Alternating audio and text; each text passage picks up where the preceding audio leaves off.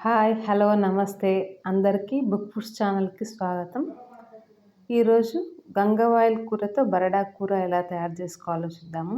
ఇది మనకి సమ్మర్‌లో చాలా ఎక్కువగా లభిస్తుంది. హెల్త్‌కి కూడా చాలా మంచిది. చాలా చలువ ఒంటికి కూడా. చూడండి ఈ విధంగా ఉంటుంది.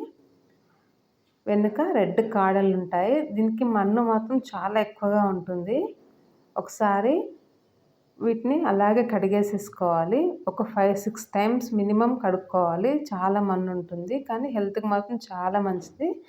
అలా కడుక్కున్న తర్వాత బాండ్లీ పెట్టుకొని బాండీలో కాస్త వేరుశనగ నూనె వేసుకోండి బావుంటుంది దీనికి. అంటే పల్లి నూనె వేసుకుంటే బావుంటుంది. తర్వాత గంగవాయిల్ కూరని మనకు కావాల్సినంత మంచిగా ఒక 5, 6 టైమ్స్ కడుక్కున్న తర్వాత సన్నగా కట్ చేసుకొని పెట్టుకోవాలి. ఈ నూనె కొద్దిగా వేడైన తర్వాత పోపు వేసుకున్నాము. పోపులో ఆవాలు, తర్వాత కొద్దిగా జీలకర్ర వేసుకున్నాము. మీకు కావాలంటే ఎండుమిరపకాయలు కూడా వేసుకోవచ్చు. తర్వాత కొద్దిగా హింగ్ కంపల్సరీ వేసుకోండి. మంచి స్మెల్ వస్తుంది. చాలా బాగుంటుంది. తర్వాత కట్ చేసి పెట్టుకున్నటువంటి గంగవాయిల్ కూరని వేసేసుకోవాలి. ఇది హెల్త్‌కి చాలా మంచిది. ఒమేగా ఫ్యాటీ యాసిడ్స్ చాలా ఎక్కువగా ఉంటాయి గంగవాయిల్ కూరలో. హెల్త్‌కి కూడా అంటే ఈ సమ్మర్‌లో మనకి చలువ కూడా చేస్తుంది ఇది. ఈ సీజన్‌లోనే ఎక్కువగా వస్తుంది. గంగవాయిల్ కూర మామిడికాయ కాంబినేషన్‌తో పప్పు కూడా చేసుకోవచ్చు. దీంట్లో కొద్దిగా పసుపు వేసుకున్నాము. ఒకసారి కలిపేసేసుకోవాలి మంచిగా అంతా కలిసే విధంగా. కలిపేసిన తర్వాత దీనిపై మూత పెట్టేసి ఒక 2 మినిట్స్ మగ్గించుకుందాము. ఆకు అనేది కొద్దిగా మగ్గాలి. ఈలోపు మనం బరడా ప్రిపేర్ చేసుకుందాము. బరడా కోసం శనగపప్పు తీసుకోవాలి. శనగపప్పు కాస్త ఎండలో పెట్టి తీసుకోండి. తర్వాత దీన్ని ఇలా బరకగా మిక్సీ వేసుకోవాలి. కొద్దిగా రఫ్గా ఉండాలన్నమాట బరడా అంటే. ఈ విధంగా మిక్సీ పట్టుకున్న దాన్ని ఒక బౌల్లో మనకు కావాల్సినంత క్వాంటిటీ చూసి తీసుకోవాలి. ఒక 6 స్పూన్స్ అంటే 7 స్పూన్స్ అట్లా సరిపోతుంది. మన కూర క్వాంటిటీని బట్టి తీసుకోవాలి.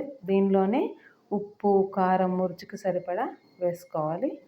దీన్ని ఒకసారి కలిపేసేసుకొని చాలా రుచిగా కూడా ఉంటుంది. తప్పకుండా ట్రై చేయండి.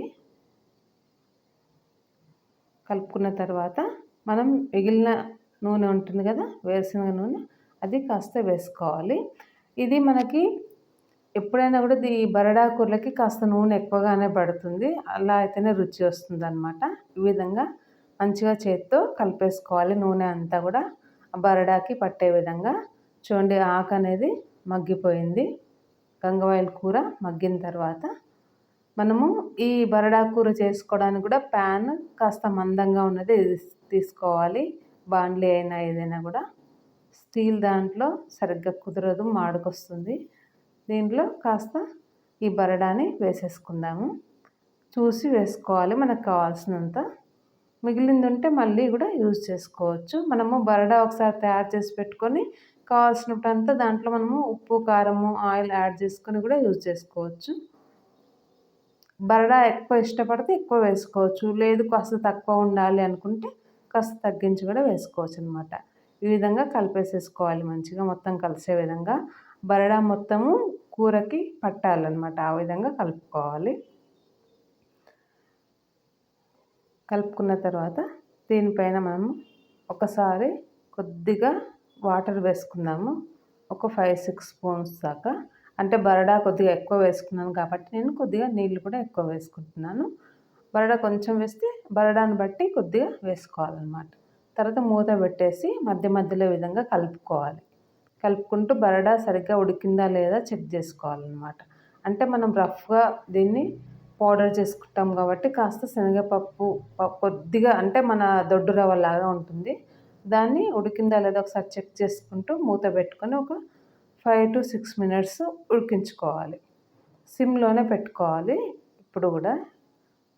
తర్వాత మంచిగా ఉడికిపోయింది. ఇప్పుడు స్టవ్ ఆఫ్ చేసేసి స్టవ్ పైన ఇంకొక 5 నిమిషాలు ఉంచుకోవాలి. తర్వాత దీన్ని మనము బౌల్‌లో తీసుకొని సర్వ్ చేసుకోవచ్చు. పెరుగన్నంలోకి చాలా సూపర్‌గా ఉంటుంది. అన్నంలో కూడా కలుపుకొని తినొచ్చు. పెరుగన్నంకైతే చాలా బాగుంటుంది. తప్పకుండా ట్రై చేయండి. మీరు నా ఛానల్ని ఫస్ట్ టైం చూస్తున్నట్టయితే లైక్, షేర్ ఇంకా సబ్స్క్రైబ్ చేసుకొని ఛానల్కి సపోర్ట్ చేయాలని కోరుకుంటూ థ్యాంక్ యూ ఫర్ వాచింగ్.